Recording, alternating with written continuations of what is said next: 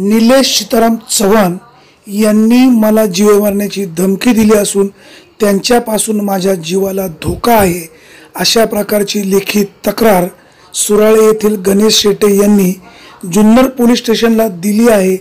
तथापि निलेश चव्हाण यांनी याबाबतचा इन्कार केला असून या घटनेमागे नेमकं सत्य काय आहे हे पोलिसांनी शोधणं गरजेचं आहे। निलेश चव्हाण तहसीलदारांचे पीए आहेत का असं ते म्हटलेत का, नेमकं काय आहे हे सत्य जनतेपुढे यायला हवं।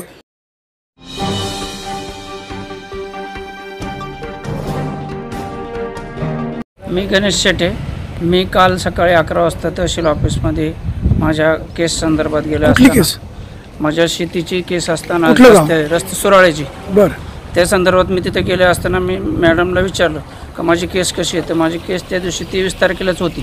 तर मॅडम म्हणले तुमची केस 26 तारखेला आहे। मॅडमला म्हणलं असं का झालं। तर मॅडम ते दप्तर घेऊन तहसीलदारांकडे गेल्यानंतर तहसीलदारांनी निलेश चव्हाणांना फोन केला। त्यांचं त्या ठिकाणी निलेश चव्हाण आले। मी निलेश चव्हाणशी न बोलता मॅडमची चर्चा करते तर निलेश चव्हाण मला मध्येच येऊन बोलले का मी तहसीलदारांचा पीए, तुला काय करायचं तुला जीव मारून टाकील। निलेश चव्हाणांचा संबंध काय तहसील कचेरीमध्ये? त्यांचं काय संबंध, त्यांनी मला तिथे त्या ठिकाणी आलेत। तुमची त्यांची काय ओळख? माझी त्यांची ओळख आहे, पण ते त्या ठिकाणी कशासाठी आले हे त्यांनाच माहिती आहे। मी माझ्या कामासाठी त्यांनी तुम्हाला धमकी देण्याचं कारण काय? ते त्या ठिकाणी ते माझ्या केसमध्ये ढवळढवळ करत होते। ते जरी आमदाराचे जवळचे असेल तरी त्यांनी जीव मारण्याचे लायसन काढलेलं नाही। काढलं असेल तर त्यांनी मला दाखवावं। पोलीस स्टेशनला कंप्लेंट का केली नाही? मी पोलीस स्टेशनला कंप्लेंट अशी केली की मला यांनी विनाकारण येऊन तिथे धमकी देऊन माझ्या ढवळाढवळ करणे, मला शिवीगाळ करणे, कुठलाही पाठ नसताना माझ्याशी विनाकारण भांडणं करून।